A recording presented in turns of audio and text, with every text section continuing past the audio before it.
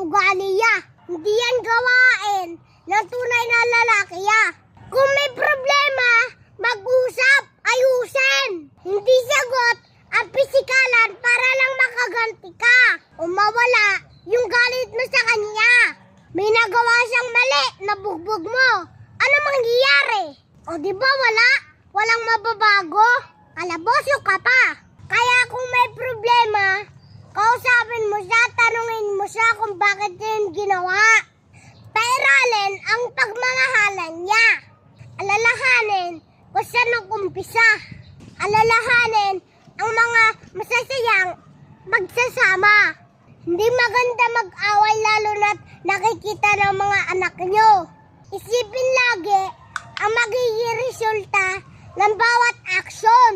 Dahil pag nagawa mo na ang isang bagay at nagkamali ka, di mo na mababalik yon.